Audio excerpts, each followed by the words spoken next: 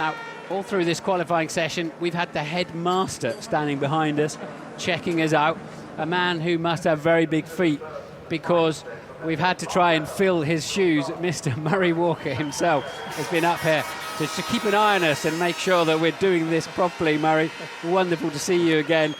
What's your take on that qualifying session? You're making me feel very embarrassed, first of all. My immediate reaction, Martin, is nothing changes. We've got Red Bull first and second, and it didn't matter whether they were hot blowing, cold blowing, whether it was wet, whether it was dry. The two top blokes came out again, which demonstrates that Red Bull car is the complete package, and the others have got to try very, very hard to get there. Now, are you happy to see Webber ahead of Vettel? You're asking me. I'm delighted. I mean, I like Sebastian Vettel enormously as a chap. I think he's a brilliant driver. But I've got an enormously soft spot emotionally for Mark Webber. He's such a nice bloke. He's come all the way from Australia and fought his way up through the ranks. He won here last year. He's in pole position this year. Fingers crossed for him till tomorrow. Do you see a big warning sign out here for the McLaren team? They're miles off the pace, 5th and 10th on the grid. Well, it's very worrying. McLaren are always there and thereabout. You've driven for them, you know. And you've only got to look at the panoply of stars that have become world champions for McLaren and how many times McLaren have won the Constructors' World Championship to know how good they are. But they're going through a bad period at the present moment, and they must be bitterly rueing the day that they lost Adrian Newey, because that's when things changed. Kamui Kobayashi there, I mean, the fans love the way he drives the car. And Paul Di Resta, look at that, top 6. For him in his first British Grand Prix. Hasn't been in single-seater racing for 4 years. He is an incredible young man. I mean, he beat Vettel in the European Formula 3 Championship. Then he went to DTM, a very demanding discipline in Germany for touring cars, or so-called touring cars, and he won that championship. He's not in the best team, but the Force India team is doing jolly well. They've got Mercedes engines and driveline. And for Di Resta to come here for the very first time at the British Grand Prix at Silverstone and qualify 6th on the grid is a mighty, mighty achievement, and indicates that he might well be in an even better team next year, maybe even Mercedes-Benz. Well, you never know. Let's hope for a strong future there. We certainly have got some great young drivers coming through in Kobayashi, Di Resta, Petrov, but Lewis Hamilton, one of the very best, one of the fastest, the bravest. I mean, he does light up the racetrack, but not this afternoon, Murray. No, I mean, 10th.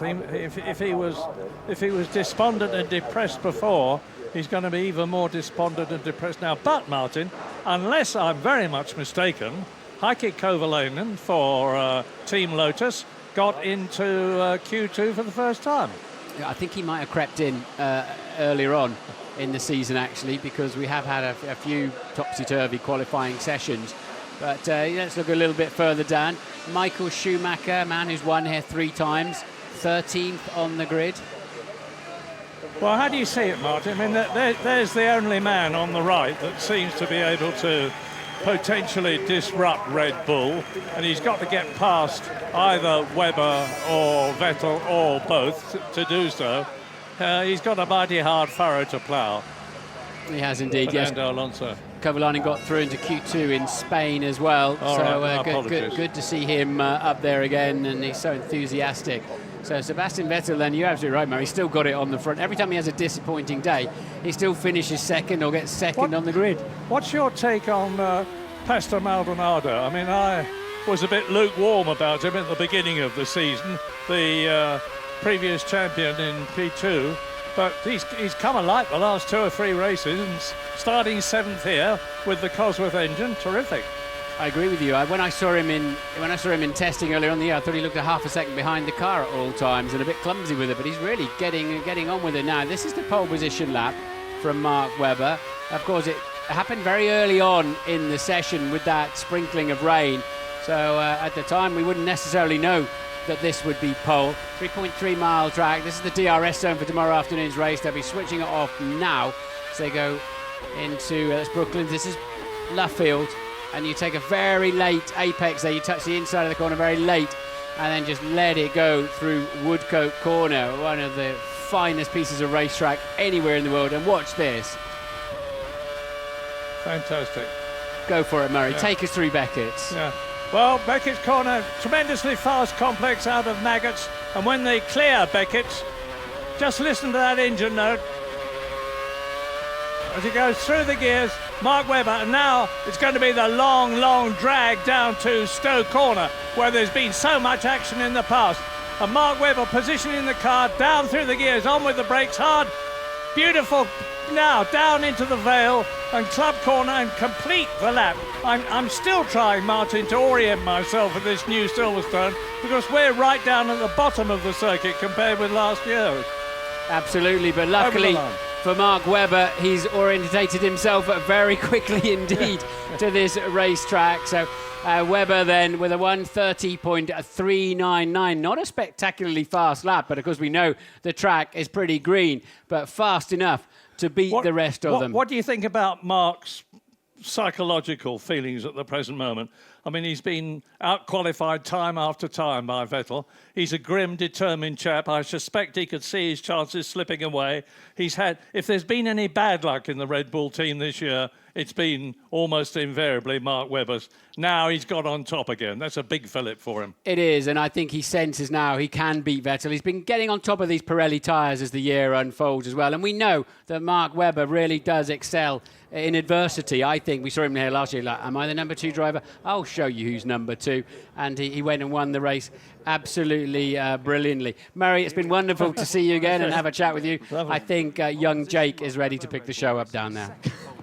Yes, thank you, young Martin. Lovely to have you two both reunited. Martin, thank you. Murray, thank you very much indeed. Highlight of the weekend, hearing Murray commentate over a flying lap once more. So what's more nerve-wracking, driving at the British Grand Prix or commentating with Murray Walker standing 2 feet behind you? Unquestionably having Murray there behind me, because that's the voice that I grew up with as a young lad. And I don't want to be a turkey voting for Christmas here, but I actually really enjoyed the qualifying session once I was able to listen to Murray and Martin together. But anyway, welcome back, Murray, for this one weekend only. And actually, Murray summed it up there in just half a sentence almost. Nothing changes, and that's exactly the point here today. Loads of talk before this session. How will the new changes today affect various teams? Well, Red Bull, fastest once again. They are fastest once again, but there is something lurking in their rear, and that is 2 Ferraris. They make unbelievably good starts, and Red Bull will be doing a little bit of scratching of head tonight, because they will be very, very wary of the Ferrari, because everybody believes that this rule change has favoured Ferrari. We'll have to wait till tomorrow to find out. So it's favoured Ferrari. It seems to have favoured Mark Webber. McLaren. Yeah, I actually think that it's too early to say who it's favoured or not. That was a very unusual qualifying session. Changing conditions, no one's had the chance to really optimise their car to the track. And then we've got the blown diffuser issue as well. So it remains to be seen exactly how it works out. But McLaren, Lewis Hamilton in 10th place. Yeah. Clearly disappointing day for him, and I'm curious to know exactly what went on out there. I didn't see him running off the track anywhere, so whether it was traffic or simply just, being in the wrong place at the wrong time. Well, one thing is for sure, whether it was in the wrong place or in the wrong time, the person who splits them, for me, is Paul di Resta. Yeah. What a remarkable job he has. We were in the Force India team. We watched some of that as it was unfolding. The family, everyone is here for Paul. It's a remarkable story. Nobody really gave him the opportunity before, and now that Force India have done so, they're going to reap the benefit.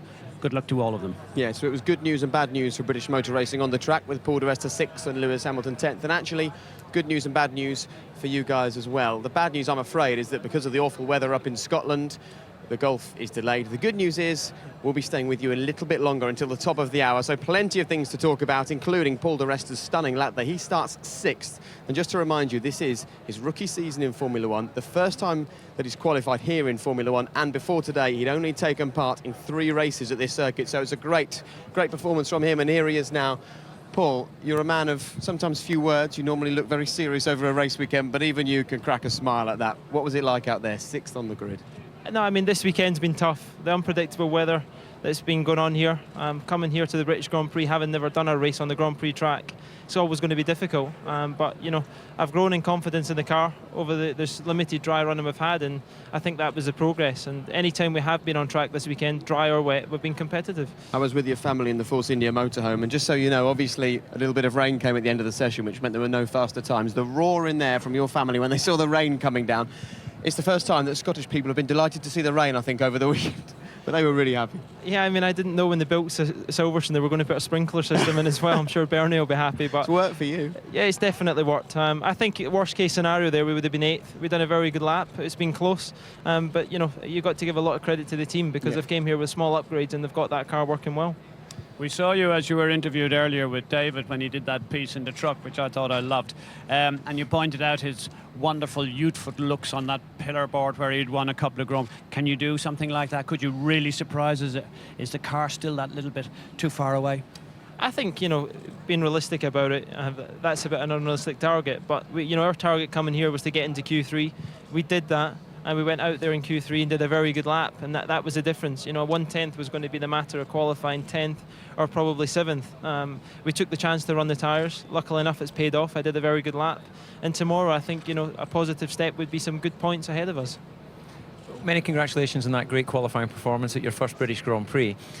Is it too early to be looking at where your future lies? You know, this team's obviously going forward. Are you committed to them for the next season already, or what's your goals from here? Because, you know, other teams must be looking at these great performances you're doing so early in your career. You think about the future, but I think the positive thing to take is, you know, I'm committed to Force India. We're only midway through the first season. They made a commitment to me, and I'm trying to do the best job possible for them and develop on as a team. I think at the end of the year, that's when you start to sit down and really think where opportunities come. But I'm very happy in this environment, and I've been part of it now for 2 years. So, you know, hopefully good things will come from the future from this. F1 is a notoriously difficult place to predict anything, particularly the future. But what we can do is look back on the way this season's gone for you, particularly in qualifying. Let's talk about that as it is Saturday. Only twice this year, your teammate, who is renowned for being a fast driver, has managed to out-qualify you. Where's it gone right for you? Where do you think you've found the speed, particularly in qualifying? Adrian's pushed me on. You know, as you said, he's very quick in qualifying. Over the test sessions, we're probably the closest driver pairing at the moment. But I suppose it's just getting it hooked up. You know, he beat me at the last one. We missed quite a lot of running on Friday, but at the same point, you can judge yourself on him. And obviously, I want to be competitive against him and beat him because he's my only judgment of where I am at the moment. OK, Paul, congratulations. Starting 6th on the grid. You'll hope for many happy memories tomorrow, of course. Paul would love to break the holy trinity of Scottish winners here, which is Jim Clark, Jackie Stewart, and, of course, 2-times winner David Coulthard. But plenty of memories as well for all the other boys who've come here and managed to conquer Silverstone. And very shortly, we'll be talking all about that, because tomorrow is going to be pretty special. Come on, go on, get yourself in. You've got to beat 41 seconds. That's what Jim did. Is that Jenson? Oh, Jenson's here. Hey, me! You're late! Come on, come on.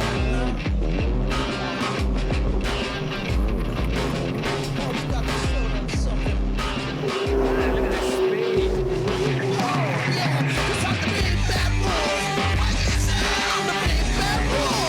the speed. We have no chance. Heard news that the Stig will present himself. Oops, there it is. Careful, careful. What do you do? Shake its hand? No, don't look at it. Don't talk to it. Okay. Stand back. Let it just let it walk by. That's what we do. Right. Okay. Just let it talking to it. Does it hold? Do you have a girlfriend? Is she wearing a helmet as well? Brilliant. Talking to the Stig is only ever going to be a one-way conversation. So, Lewis Hamilton, a former winner here, Sebastian Vettel, a former winner here, and David Coulthard on a jet ski. Plenty of action tomorrow in our build-up to the 2011 British Grand Prix. But there's also a lot for us to talk about right now. First of all, let's hear from the guys who were the quickest out on track in these changeable conditions today. Mark, you won here last year, pole position today. What is it about you and this Silverstone circuit? Not sure. I think I've always enjoyed driving here. You know, you still got to put it all together. Obviously, just don't drive it on the track and you know, get these results without applying yourself. So, it was a very mixed session for all of us. Even the build-up, obviously, with yesterday's rain and things like that. So, yeah, it was important to make sure every lap counted, because you never knew if it was going to be the one that did count for your main grid position. So even in Q2 and things like that, you wanted to make sure that you weren't caught out and having to scramble around on Inters to try and do a time. So in the end, very happy with the job we did. It's easy to slip up in conditions like that from a organisational and logistic point of view, but also from a driver perspective. So very good job from the team, and we're in a very good position for tomorrow's race. Well done. Sebastian, there's been a lot going on in the run-up to qualifying, difficult conditions during qualifying. Was that the most pressure you felt under during qualifying during this season? Well, I wouldn't say most pressure, but I think it was a difficult session, obviously, with the conditions changing. When it starts to rain here, it can vary, different parts of the circuit. So it's quite difficult to see, where it is wet or damp and where it's fine. So you really rely on the outlap or the experience of the lap before, because I think if you arrive flat out and then it's still damp a bit, it's very easy to go off track. So all in all, I think that wasn't easy, but in the end it was dry. Shame that we couldn't get the second run. I would have loved to challenge Mark again, but I think he had a good lap. And all in all, I think it was a very good result for us today, especially with the amount of talk going into that qualifying or into that race here. So it's good to see, that we're still on top of our game, and still can produce reasonable quick lap times. So I'm quite happy. Tomorrow anything can happen. I think this circuit is quite tough on tyres. So we'll see what we get tomorrow. Well done.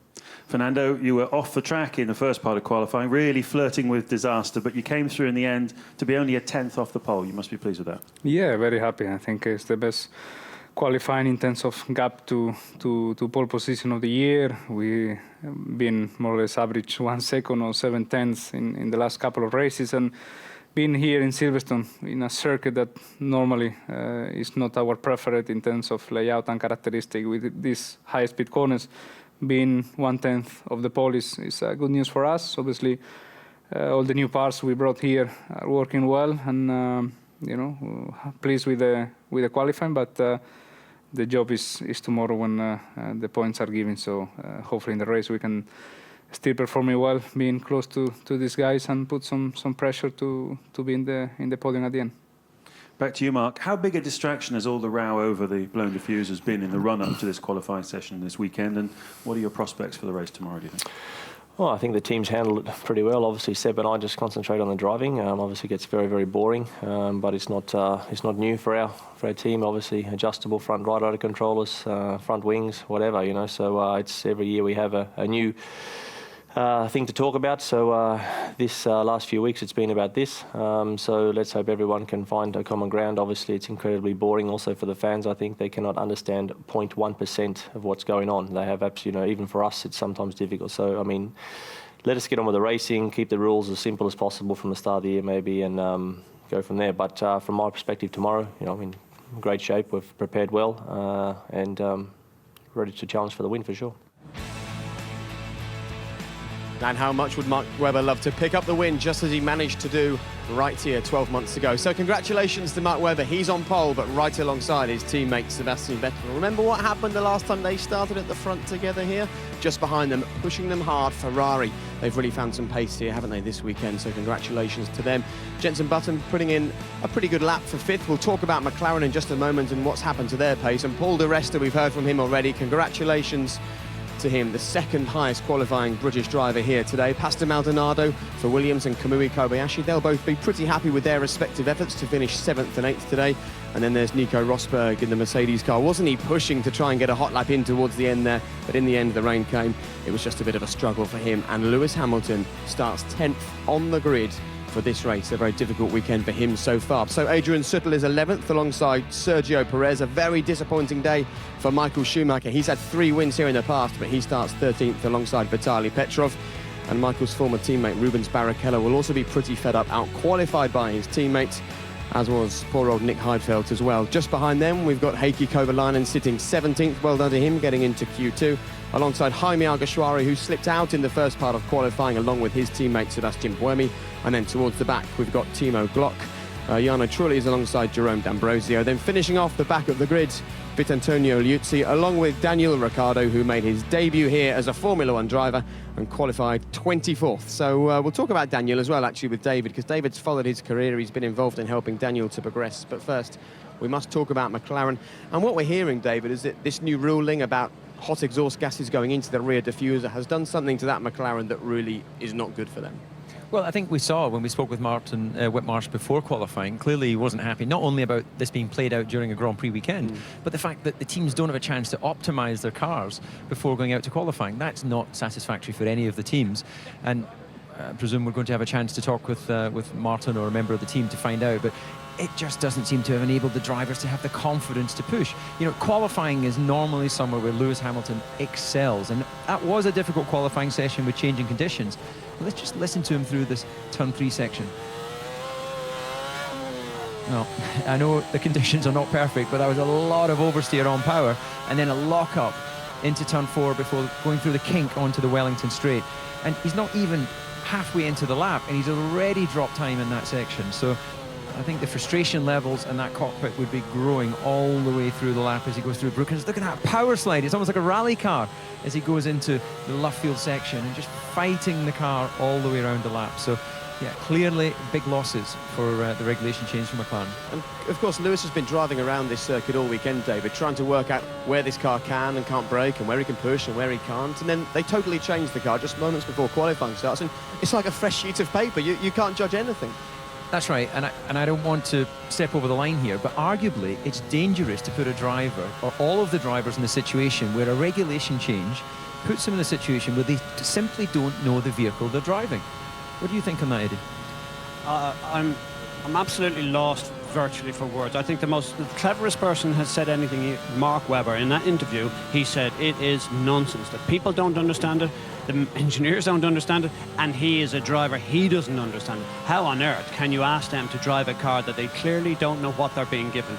I'm not sure how far I would go on the danger part of it, because there is an element of danger there, you have to admit that. And I have to say, why on earth do they need to play this out on the morning of the official qualifying for the race?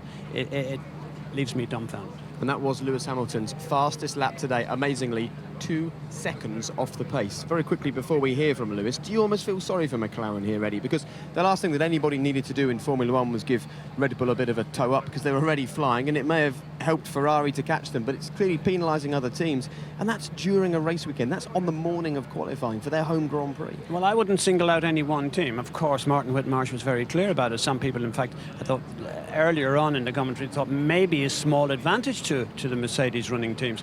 I don't see that. I think any disruption, McLaren put more into their aero, their package, their setup, and they're so finicky about detail.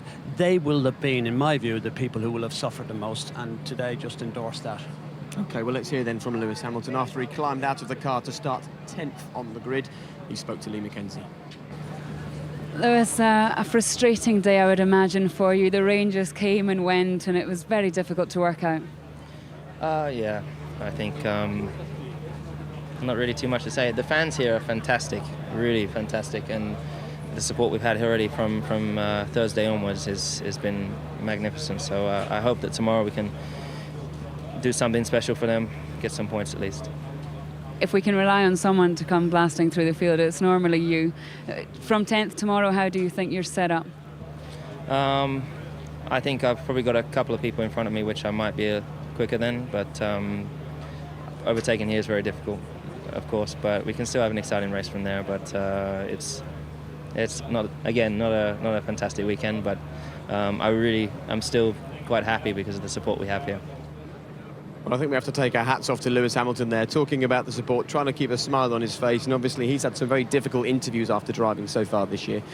We couldn't really get into it there with Lewis, could we? Precisely what's going on with the car, but you can understand how difficult it is for a driver at their home race to just not know the vehicle that they're racing. The frustration of not performing well at your home Grand Prix. I actually remember qualifying, I think, fourth at this Grand Prix, but knowing that meant I'd lose the opportunity to seriously challenge for the victory in outright pace, and going in the back of the motorhome and with frustration crying, because you really want to deliver a great performance at your home Grand Prix.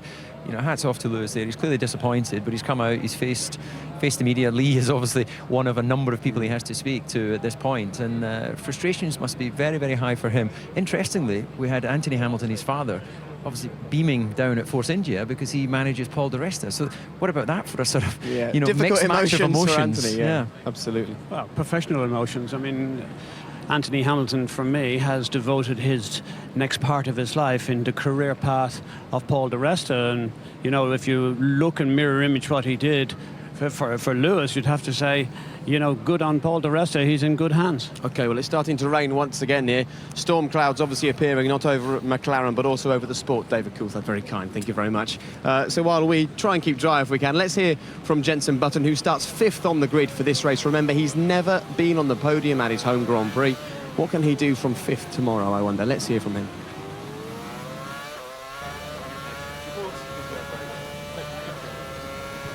Well, Jenson, not too many smiles, sadly, from the McLaren boys today. How are you feeling?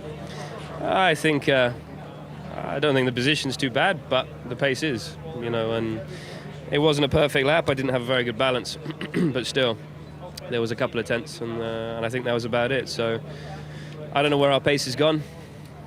I can have a guess. But, you know, we haven't built a car suddenly that's 1.3 seconds slower than a Ferrari, and I don't know the full details of the regulation change, but I'm surprised to see where we are, and it's been all sort of all day, really. It's not just Q3. In a couple of hours, I'm sure I'll be a lot more positive, and you know, we'll be hoping to put on a great show for the British fans. We've got 3 British drivers in the top 10, obviously not exactly where we'd want them, but yeah, we want to put on a great show, but at the moment it's looking difficult with a 1.5 second deficit to the Red Bulls and 1.3 to the Ferraris, but it's what it is. Christian Horner was saying to us beforehand that he thought that Red Bull would be very affected by these regs changes. It doesn't necessarily look that way. Do you feel that it's been a distraction for you guys this weekend, an unnecessary distraction? I think you know, you can't just say it's us. You know, it's everyone here. The mechanics, the engineers, the drivers. Yeah, it's been a massive distraction, but it shouldn't be any worse for us than it is in the other guys. So, you know, saying that Red Bull is going to be massively hurt by this, is it really? You know, I don't know anymore who's really telling the truth, and it's a bit frustrating, really. But hopefully we can get our act together on higher fuel tomorrow and be competitive, because, yeah, as I said, I've never been on the podium before, so I'd love to get up there. And the fans were amazing out there. You know, when I was starting my laps and ending them, I could see them cheering, and it's a lovely feeling inside. So thank you, guys. Cheers.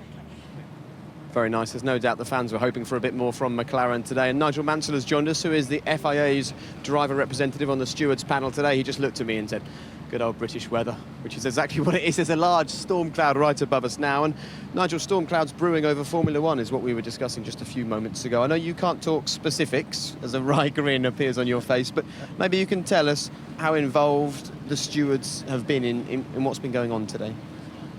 Well, we're obviously aware of what's going on. I think the nice thing going forward is everyone's going to get together and agree something going forward. Obviously, arguably, that may be or should have been done before this weekend, but the great thing is I think everyone's going to capitulate, hopefully, sometime in the near future. But the most fantastic thing, we got the most marvellous weekend, British Grand Prix. It's going to be a fantastic event, and the weather's going to throw something at us as well. Oh, yes. So, you know, it's going to be interesting.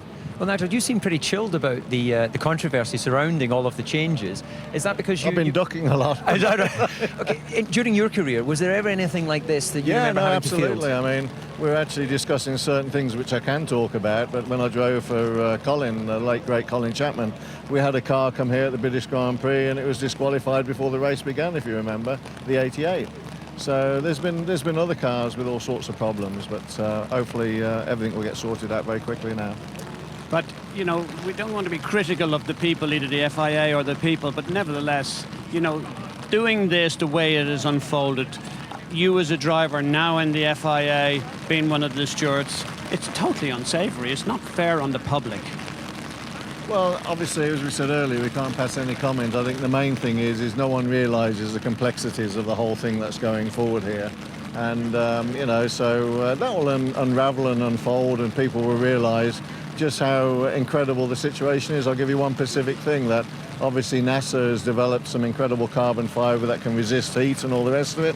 Some teams have got hold of it and done some very special things with it. Nigel, you were obviously at the forefront of mobilising people power around Silverstone. I remember it very well. Can you recall any frustrating Grand Prix, you know, British Grand Prix as well, so we can try and explain maybe the frustration for Jenson and Lewis? Well, yeah, the biggest frustration for both Jenson and Lewis is their car at this moment in time is not quick enough for them. And, you know, it's like anything in life, you have to work harder, don't you? And when it's not quite there, you're frustrated because you can't compete. And, you know, at the moment, there's no question that, you know, some teams are a little bit quicker than others. Well, from a frustrating weekend to a very good weekend for Nigel. And in case you're wondering why he doesn't have an umbrella, I can tell you that he was offered an umbrella and decided not to take one because Nigel drove when men were men, and you had to pull off audacious overtakes to try and get wins. Just thanks very much. Just as Nigel did right here in 1987. Let's have a little look at one of Nigel's greatest ever races.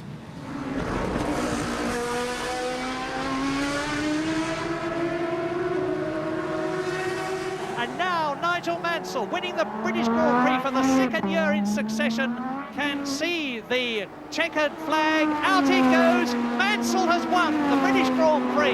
Nelson Piquet finishes in second place, and the British crowd break ranks. Nigel is not going to be allowed to get back to his pit. Amazing.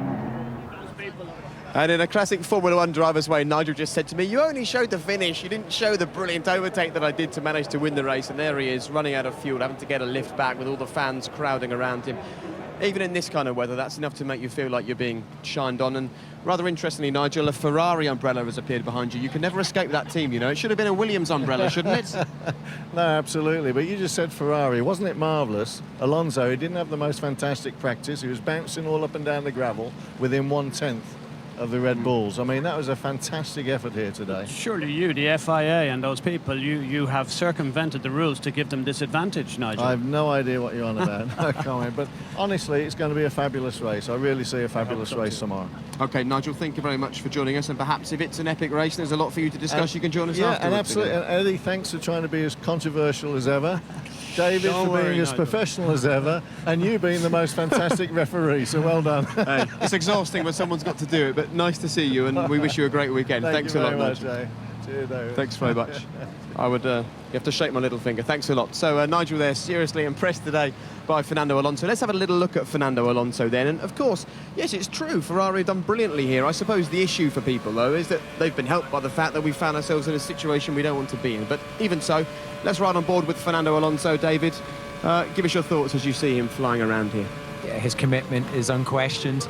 He was sitting in that press conference after this session looking incredibly satisfied with the fact that, as Nigel mentioned, he's just over a 10th off the pole position. He knows that this Ferrari is benefiting from the rule changes and the regulation changes, and that's allowing him to get ever closer to achieving his first victory of this season. But, I'd just like to make a point here in case anyone thinks we're trying to beat up on Ferrari. Ferrari's interpretation of the rule is such that they are now saying they are totally vindicated because they complied with the rule. So why should, maybe their argument is, we have been the victim of other people in the past and we're only now back in our rightful position. So maybe we shouldn't beat up on Ferrari too much. OK, well, while we ride on board with Fernando Alonso, let's hear from Stefano Domenicali, the Ferrari team principal. So, Stefano, we haven't spoken actually much to Ferrari this weekend on our channel. Tell us how your qualifying went. I think that it was quite good. I mean, it's a shame that with this kind of weather you couldn't exploit the perfect lap, but that's for everyone. I think that at least we had done a step forward in qualifying. That's, for me, the thing that I can say now. And let's see if we can have the same thing tomorrow, because that's the most important thing of the weekend. Why do you think you have made a step forward? I think we have worked a lot in terms of you know, everything in development, new bits, new cars, and trying to catch up on. And this is the way that we have to do. If you remember, that was really the target. We see tomorrow what will the outcome, because that's the most important thing. But it's just hard working. Okay, and tell us, how have you been affected about the whole diffuser and the blown diffuser thing? I think that everyone has been affected, no doubt. There's someone that maybe more, maybe less, but you know, I don't want to follow these polemics. That is not really good. I mean, we need to rely on the FIA. We totally rely on them, and that's the way it is. So it hasn't been good for Ferrari, as some people are saying in the paddock. Well, I mean, everyone is saying what he wants. I don't care about it. I mean, it's affecting everyone, and that's the way. I mean, the principle of the things that you know, the FIA said is all about. So that's the way it is. Thanks, Stefano. Thanks to you. So those are the thoughts of Stefano Domenicali, the team principal. That is how wet it is now in the paddock here at Silverstone, and that is why, behind that automatic sliding door, we've decided to decamp and take off our jackets and things and try and get dry if we can. Let's hear as well, actually, from Felipe Massa after today's qualifying session, and then we'll talk about just how this new rule change today has helped Ferrari. Well, Felipe, congratulations. Fourth place start for tomorrow, but it was quite a confusing or frustrating qualifying, I would imagine, with the great British weather. Yeah, it was difficult. I mean, raining, stopping, and then the track was wet. So we didn't know which tires would go out. So I didn't have a great lap on the Q3. I thought I was going to improve a lot on the second set of tires on the Q3. But I was not able because it was raining for everybody anyway. And I think by not having a great lap, starting fourth is not so bad, looking at the race tomorrow. And let's try to be even stronger tomorrow. Well, Felipe Massa said he didn't have a great lap in the final part of qualifying.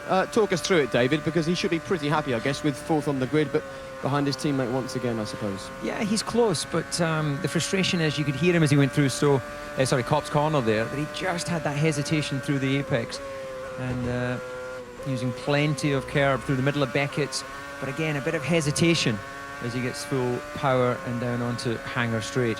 So he'll know from his onboard display, he'll know from his engineer the lap time he was targeting, and he'll be able to work out just exactly how much he was losing. But it looks to me that he's got a lot of understeer on that car.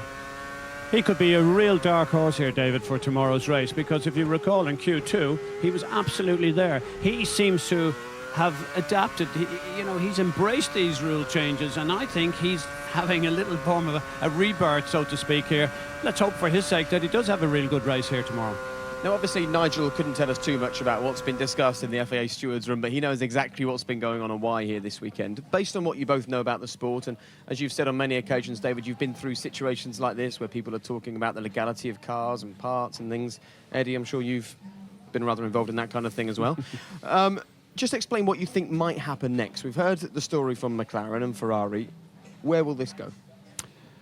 It'll be very clear. All the team principals will come together. Bernie will lock everybody in a room, and the FIA, Charlie, will be there, and they will come up with a proper solution. It's just such a shame for everybody, teams, drivers, fans, everybody, that we're in this, we're in this no-go area where nobody actually knows what's likely to happen or where, in fact, the rules have got to at this stage.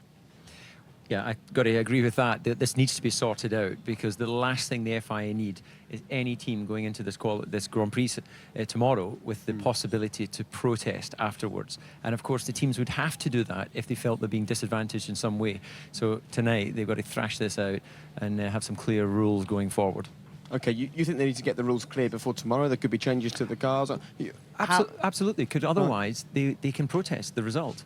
And that's the last thing, and I think that's part of why the FIA have had to make changes ahead of going into the qualifying session, because of the threat of each of the teams putting through a protest. So I think this was a compromise to get through qualifying, and they'll need to find something else more solid to go forward. I think actually, David, if when you'd gone up to the commentary box, we spoke to Christian, and we heard what he had to say, that the rules for the races going forward are actually agreed. It's this race that is in no-man-go area, and for me, that's a real problem, because you made the point that it's arguably, possibly dangerous. I agree with that. To send a driver out without no knowledge of what he's actually driving is putting an unfair situation to a team and a driver. OK, we'll wait and see how it plays out. Now, as far as Scotland and the Scottish Open in the golf is concerned, well, they've kind of got a Canadian Grand Prix situation on their hands, I'm afraid.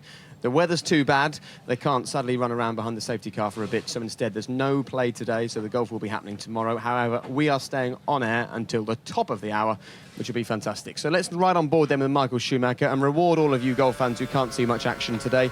Not much of a reward, though, for Michael Schumacher today, not making it through to the final part of qualifying, David. Well, I think his confidence was high after Friday practice, where it was largely wet, but he was regularly popping in top 5 times.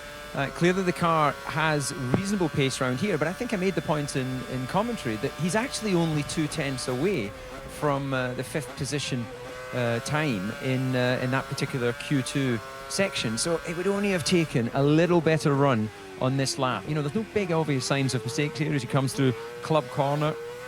Little bit of action on the wheel there as he opens the throttle, and then nice and clean out across the start-finish line. So 2/10 is an easy thing to find around this track. OK, well, let's hear then from Michael. How does he see his race tomorrow panning out? Michael, you must be very frustrated with it. Was so close to getting into that top 10. No, I'm not too frustrated. I know the reasons for that, and they're simply that we went out too early. I mean, we put 2 laps on the tyres that by the last lap when the track was completely dry, they weren't ready anymore, and that was the reason. So we have to live with that and go from 13 and see what we can do. Have some fresher tyres compared to the others. Maybe that is going to be of help. Although I wish not to use those tyres tomorrow, if I not could, and just put intermediates on if possible. OK, well, let's talk about how Michael Schumacher can attack this race. Norbert, it's lovely to be able to talk to you here in the Mercedes motorhome. Norbert is in charge of this team. We're here because there was meant to be some golf on the BBC, but it's looking like that might not happen today because of all of the rain around, and it's not great out there either. And not great for Michael today. Just talk us through what happened in that session for him as far as you're concerned. Yeah, it was very close. I think that was mentioned already. David just said it's like DTM, and it's probably even tighter in the meantime. At least between 6 and 11th, 12th, where Michael was. I think 2/10 quicker, and he would have been in the middle of the pack. But so he just missed it, and that happens. No, but there's been a lot of talk. Sorry, EJ. Please go ahead. There's been a lot of talk about which particular team and/or engine is more or less benefited by the changes to the regulations. Can you put forward your point of view and help explain that to us?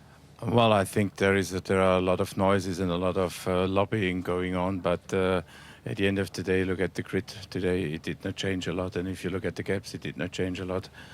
So I think it's not a big change. Maybe Ferrari was helped a little bit, but not in an unfair way. Looks like McLaren was not so strong in Valencia, not so strong here. They're closer to us than to the top, which is strange. Lewis is behind us, and we did not have a perfect qualifying with starting with used options. And I think you saw that Nico was on a speed that was good enough for 5th place when the rain came. So from a manufacturer's point of view, you're pretty chilled about it. You don't seem at all as frustrated as some of the team principals we've spoken to. Well, I think I'm a long time in the business, and being frustrated never helps. I think you need to deal with the facts, and you need to put the fair facts on the table, and then it's unfortunate if you change rules during the course of the season, but it wasn't our choice. And we've talked about the fact that something has to happen here. Do you expect there to be another ruling coming through over the course of this weekend for the teams to get together with the FIA and thrash out the situation so that they know where they are going forwards from today? I don't think there will be further changes this week, but I'm sure people will sit down and probably modify it a little bit for the future. No, but though I just made a little statement before that, in fact, could you please confirm that the specification for Valencia will be for the remainder of the season, not on what we've got here? I cannot confirm that. This is one of the discussion points. What we have got here will be used over the course of the weekend. This is what I know. It was changed during first practice already. It was rechanged, and I think we will stick with what we have over the course of the weekend for the race. That means. OK, Norbert, thank you very much for joining us. You. I wish we could stay and have some of your lovely-looking hospitality, but sadly, we've got to head back outside. Apparently, it stopped raining, so we're going to go out there. And we would love to go and hoover up some more of the stories. And while we do that, let's hear from Fernando Alonso, who had a great session today. He starts third on the grid. Fernando, you must be pleased with your pace out there today. Yeah, definitely. It was a good qualifying for us. The new parts we brought here seems to work fine. Sometimes you bring parts to the Grand Prix and some of them are working okay. Some of them needs more time to put in the car. but here everything was running fine yesterday, and we found ourselves 1/10 of the pole in Silverstone, which normally is a circuit that we struggle a little bit more. So definitely good news for us, but the points are given tomorrow, so it's the time to deliver on Sunday. Tell us your thoughts about all the regulation discussions that have got on this weekend. How do you think that affects Ferrari? Well, my thoughts are very simple. It's quite boring, I think, for the fans, first of all, for also for us here in the paddock, because we just concentrate on the performance of the car, in the setup, etc. And there is a lot of talks about this and a lot of meetings and things like that. But we cannot be distracted by this, and we need to make sure that we give our 100% on the track. That I think is what the fans want as well: action, overtakings, qualifying races, and for the rules here. As I said, we just adapt to whatever rule is written, and for sure some stability is welcome to have the same rules for the whole season or whatever, to have less confusion for the fans. But as I said, I think we need to think a little bit of the fans, and let's talk about things that doesn't happen on the circuit. Hopefully you'll give the fans something to smile about tomorrow. The British weather seems a little confused today. Would you be hoping for a dry or wet race tomorrow? I'm hoping for dry. I think we had some wet running already. A simple race and with dry conditions will be, I think, better for us to check if we can deliver tomorrow and be close to Red Bull.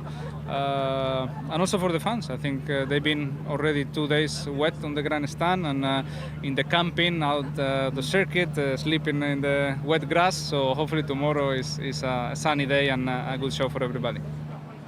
Very nice of Fernando to think of the fans. And by the way, this is how tall Eddie Jordan wishes he was every time we were on the television. But let's come on out now. Come on, Eddie. Am I allowed down here? You're allowed down now. Let's take a walk down here, actually, towards Red Bull, and we'll see what kind of celebrations and what the atmosphere is like down there. But yes, Ferrari will be delighted about this weekend and this performance. Felipe Massa, though, once again, slightly behind his teammate. But the way that this season's been panning out for him, Eddie, you know, fourth on the grid, there's an opportunity for Massa to do something from there. He's, you know, most people think he's under pressure. He probably is under pressure because Ferrari have an end game. They want to see somebody really strong alongside Alonso. But actually, Massa in recent weeks and today is, again, further evidence. I think Massa probably is now coming back to, we talked about a comfort zone is the word we used. So I think he's back in his comfort zone, and I think he is going to just get on with it. And I think they've now found a way of beating McLaren. And we'll have to see what that happens. Well, I think that's an interesting point, because Formula One is a development race. It's not just what you bring to the first race of the season that sets the scene for the whole year. It's about how quickly you can bring those developments during the course of the season. And as you well know, it's about politicking. It's about getting regulations that suit your car and your development. And it does look like Ferrari. You look in Canada a few races ago, they were 1/10 off the pole. Here, they're less than 2/10 from pole position. They do seem to be the team that are slowly but surely putting themselves forward to be in a position to beat Red Bull. But yet in the race, if anyone was to come close to catching Red Bull on each occasion, it's been McLaren. Obviously with Jenson in Canada, and then in China, of course, it was Lewis Hamilton. So you have to say who can actually deliver the maximum number of points. It still is McLaren, but they today, on the evidence that we've seen, are in the doldrums here. OK, because of course the big worry is, even though Ferrari have found some speed, Red Bull are still ahead of them. The man they're trying to catch, Sebastian Vettel, is still ahead of them. Let's find out his thoughts after today's qualifying session. Sebastian, a slightly different view to you're used to. You start second tomorrow. Not really. I mean, yes, I can see the car next to me. Obviously, you know, it's quite difficult to see much in our mirrors, but Mark is ahead. He did a good job in qualifying, and it was very close. So, shame that I didn't get the second run. I was really keen because I think I could have, you know, gained a bit, but I think it's the same for all of us, except Mark in that situation. Wishing for the second run to be a little bit better. All in all, I think, you know, it was a tricky session with rain. Seems that, you know, this weekend is a bit difficult to predict. We get the forecast no rain, and then it's raining, and the other way around. So we'll see tomorrow. They say it should be dry, but it should be. What would you prefer? To be honest, I don't care. As long as I have the right tires at the right time, it doesn't really matter. So we will see. I think rain is possible, even if they say it won't rain. yeah, we'll see. Have you been distracted, or do you feel Red Bull's been distracted by this ongoing conversation about the reg changes?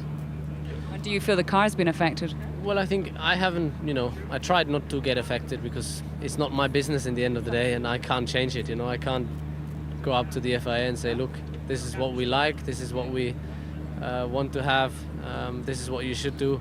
It's in their hands. Obviously, it was quite confusing, and I think that's the real shame in hindsight. So for the people to understand, what is really going on and who is affected and who is not, I think the best is always to show on the track where you are, and we've been competitive. Ferrari looks very close here. McLaren maybe didn't have the smoothest qualifying, so it's very early to say, okay, we lost, Ferrari didn't, and McLaren lost even more.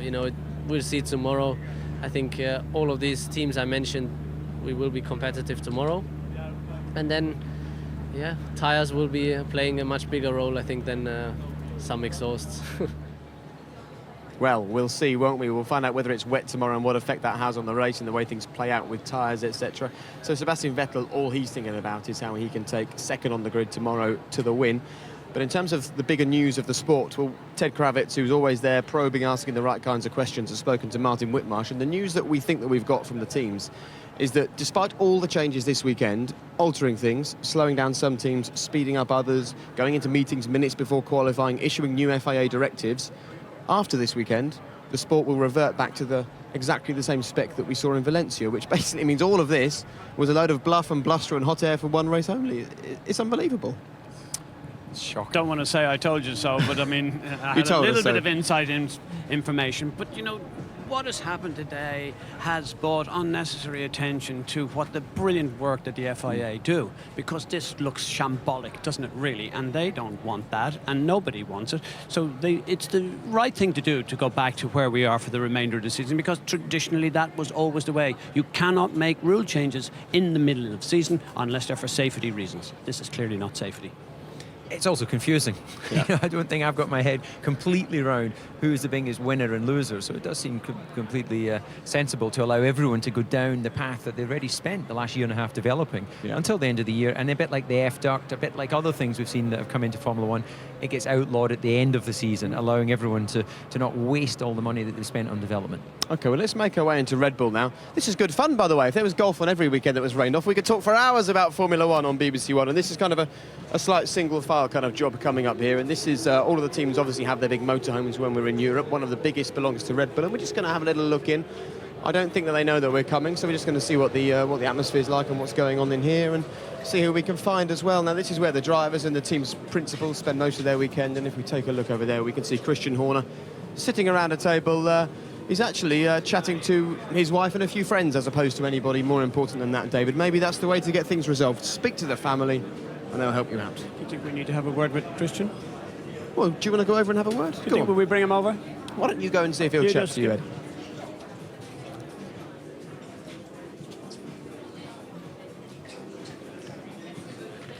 The great British public would like to speak to you. Are you going to come and join us? Go on then. Come on. We know you looked so grim and gruesome before the start of qualifying. Surely first and second on the grid has sort of changed that perspective just a little bit. Come on, break into a smile for us. Come on. Absolutely. It's been a busy day today, so it was nice to get actually into the Grand Prix weekend, and I spent most of the weekend with Charlie Whiting. Yeah. We've just heard that we believe that this directive is going to disappear and the cars will return to their Valencia spec after this weekend, Christian. If indeed that is the case, what a strange, difficult and disappointing thing to happen this weekend to overshadow, what was an interesting qualifying session in the rain and what is a great homecoming for Formula One to the new Silverstone. Yeah, I mean, we, not just us, but I think most of the teams have been desperately trying to deal with this prior to the weekend. But it's a very difficult and technical subject, and putting yourself in Charlie Whiting's shoes, it's very difficult for him to be able to judge between one engine and the other. And so I think actually the solution that he suggested today is a compromise that it's difficult for the teams to reject. We all ran reliably in Valencia, and it seems to be the most logical thing to go back to those settings. I suppose you also have to spare a thought, though, for the FIA that the teams will exploit and push the envelope as far as possible. Obviously, it will sometimes get to a point where the FIA aren't happy. They need to be able to do something. They can't have their hands cuffed until the end of the season and then say, oh, from next year we'll sort that out. So what is the way going forward to make sure this doesn't happen again?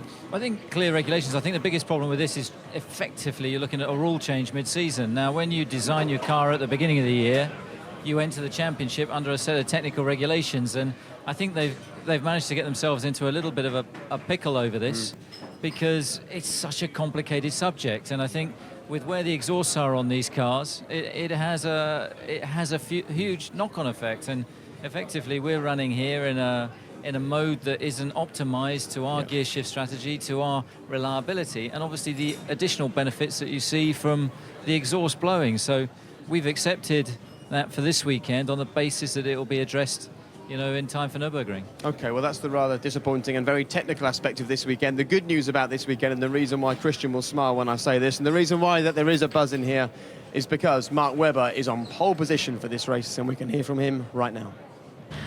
This circuit seems to like you, and you seem to like it very much. Yeah, it's been good to me in the past. Hopefully it can be good to me again in the next 24 hours. Obviously it laid the foundations for a solid event tomorrow. Looking forward to challenging very, very hard, obviously, for the victory. It's going to be an interesting race, I think, between the three of us. Felipe might be there as well. You never know. JB and those guys can come back. It can be a safety car and bring the field back together, but it looks like the first two rows have a little bit of a gap. But then, so ready to go for tomorrow and looking forward to it. And just tell us about all the controversy that's been happening this weekend about regs and things like that. Do you feel it's affected your car at all? I think that the team's done a very good job. We've let the people that control the performance on the track focus on that. Obviously, there's been a lot of talk and hot and cold air going on in terms of who's right, who's wrong, ambiguity of regulations, how do you read them, what's right. So I think the most important thing is just that we tied it up very, very quick. Obviously, the poor people at home, for us, we try and understand it as drivers. We're not technical, obviously, we're trying to understand it. People at home, obviously, 90% of them are going to have, 5% of an idea what it's all about. So let's just try and get on with the racing and keep the rules as stable as possible and fair for everyone in a way. That's what we want. You've had a pole position this season, but that didn't convert into a win. How can you do that tomorrow? Well, the start would be nice, obviously. To lead the first stint is always beneficial if you can do that. And then put yourself in a position to try to control the race. Obviously, you never know how easy that's going to be. But in the past, sometimes it's been quite straightforward, and this year, not yet for me. But looking forward to give it everything tomorrow. Big day indeed for Mark Webber tomorrow. A new pit straight, a new start line. It's going to be an interesting start to tomorrow's race. All the cars go down into one very tight corner. Well, yeah, turn one, turn two, very open, and it'll be turn three where all the action is. So well done anyone who's got a ticket for the grandstand there. Looking forward to this one, Eddie? Absolutely. Mark Webber, what has he got to do with Silverstone? Everything. He loves the place, and I think most of the people here would love to see him win. Okay, and if you're wondering, yes, he has managed to get on the television. Congratulations to him. He's had a good day, even if some people have struggled in the rain here today. Of course, we are back tomorrow. There's also more sport coming your way this afternoon, right here on the BBC. The good news is you can see the Women's World Cup quarter-final, 4:50 p.m. over on BBC Two. And, of course, we're back tomorrow with all the build-up to the 2011 British Grand Prix with Mark Webber on pole tomorrow from 12:10. So, what can Mark do? What can Lewis and Jenson do? One thing we are certain of, there'll be more wonderful memories to add to the bank of great moments that this track has given us over the years. See you tomorrow.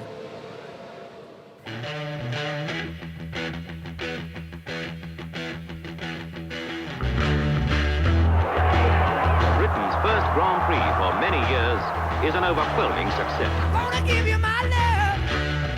I'm gonna give you my love. James Hunt crosses the line to win the British Grand Prix. I'm gonna give you my love. For number 2 driver, cheers. Johnny Herbert wins the British Grand Prix. Contact. The only has lost it. Lewis Hamilton doing an amazing job.